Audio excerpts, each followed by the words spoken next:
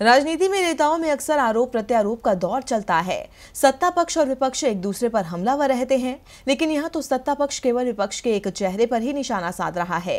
जी हाँ, सियासत इस वक्त प्रियंका गांधी वाड्रा के इर्द गिर्द ही घूम रही है, जहाँ बीजेपी ब्रिगेड उन पर बेतुकी बयानबाजी कर रही है। प्रियंका गांधी को लेकर क्या बीजेपी को डर सता रहा है?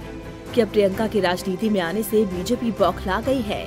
बीजेपी नेताओं की बदजुबानी इन सवालों को सुलगा रही है। एक के बाद एक नेता प्रियंका को लेकर अभद्र टिप्पणी कर रहे हैं, जिससे राजनीति में बवाल मचा है। अब बीजेपी विधायक सुरेंद्र सिंह की बेतुकी बयानबाजी से भी बखेड़ा खड़ा हो गया है। उन्होंने राहुल की तुलना रावण और प्रियंका की तुलना शूर्पणखा से की है, जबकि पीएम मोदी को राम बताया। बीजेपी विधायक सुरेंद्र सिंह ने कहा कि जब राम रावण का युद्ध हुआ था तो उससे पहले रावण ने शूर्पणखा को भेजा था। उसी तरह राहुल ने लोकसभा चुनाव से पहले बहन को मैदान में उतारा है। सुरेंद्र सिंह के बेतुके सुर यही नहीं शांत हुए।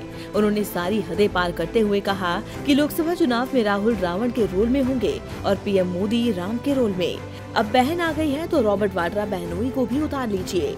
इससे पहले कैलाश विजयवर्गीय, सांसद विनय कटियार भी प्रियंका को लेकर अभद्र टिप्पणी कर चुके हैं। लेकिन जहां एक तरफ बीजेपी नेता ये बयान देकर पार्टी की परेशानी बढ़ा रहे हैं, तो वहीं दूसरी तरफ कांग्रेस के नेता प्रियंका के सहारे बीजेपी पर प्रहार कर रहे हैं। संगम नगरी प्रयागराज में प्रियंका गांधी के समर्थन में पोस्टर लगाए गए हैं, जिस पर लिखा है कि मां गंगा की पुकार है, प्रियंका गांधी प्रयागराज से ही चुनाव लड़े। यानी कार्यकर्ता प्रियंका को प्रयागराज से चुनाव लड़ाने की मांग कर रहे हैं। कार्यकर्ताओं का कहना है कि वो यूपी में कांग्रेस को मजबूती देंगी, इसलिए उन्हें यहाँ से चुनाव लड़ना चाहिए। अभी तो केवल प्रियंका के राजनीति में आने पर ही इतना उफान है। ऐसे में अब देखना दिलचस्प होगा कि अगर प्रियंका चुनाव लड़ती हैं, तो राजनीति में क्या रुख रहता है। डीबी लाइव की रिपोर्ट।